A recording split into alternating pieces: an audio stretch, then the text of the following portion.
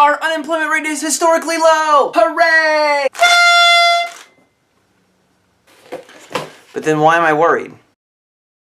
At the end of December 2018, the New York Times published a survey of an invitation-only gathering of business executives, namely from Ford, Verizon, and Morgan Stanley, among others. The survey polled the 134 business leaders at this meeting, called the Yale CEO Summit, and found half believe the US could face an economic recession by the end of 2019. They're not the only ones! 82% of the financial officers surveyed at Duke's CFO Business Outlook saw the beginning of a recession happening by the end of 2020. Because there's nothing quite like starting off a new decade in an economic nightmare.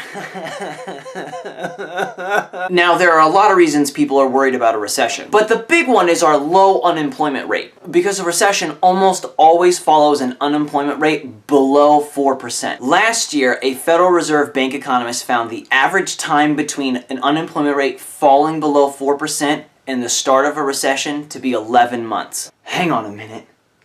When did the unemployment rate first get under 4%?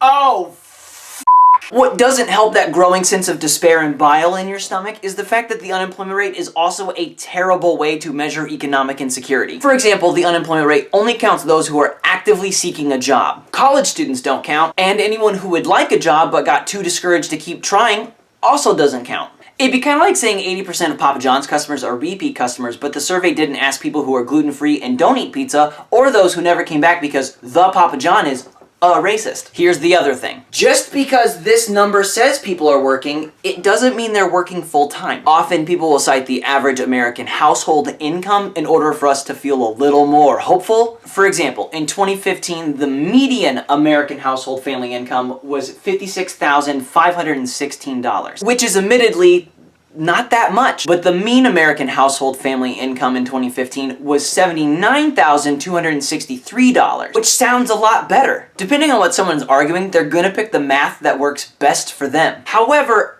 again, this is misleading because it's household income, combining at least two incomes. In reality, to be in the top 50% of American single-person income, you only have to make $29,999. That means the number of people making less than $30,000 a year accounts for 48.06% of the American population.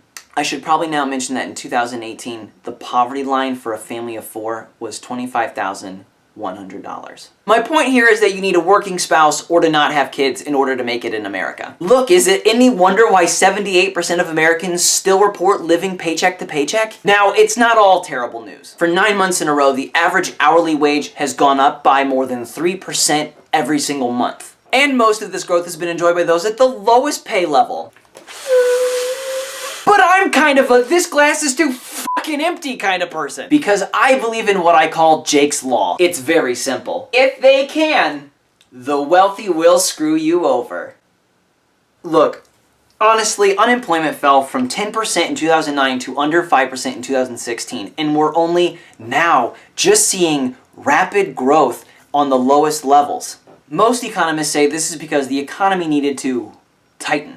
Like Kegels? Sort of. A tight labor market just means workers have a lot of job options. So employers are finally forced to raise wages in order to be competitive. And honestly, if it took the unemployment rate getting under 4% for employers to be like, "Oh, okay, fine, take this nickel and stop whining, damn it!" then there's a problem. The Economic Policy Institute, using the current population survey, has found that since 2007, almost all of our wage growth has stayed within the top 10% of income earners. It wasn't until late 2017 and early 2018 that the lowest percentiles of income saw strong growth. And unsurprisingly, for the last 18 years, wage growth has been 4 times faster for white workers than black workers. In fact, the black-white wage gaps were larger in 2018 than in 2000. At every single percentile. That's disappointing. Ultimately, the point here, the too long, wasn't listening, didn't give a f***, is that another recession is coming, probably. And on some level, it doesn't even matter because we're all boned anyway. Because remember Jake's Law. If they can, the wealthy will screw you over. I'll see you next time.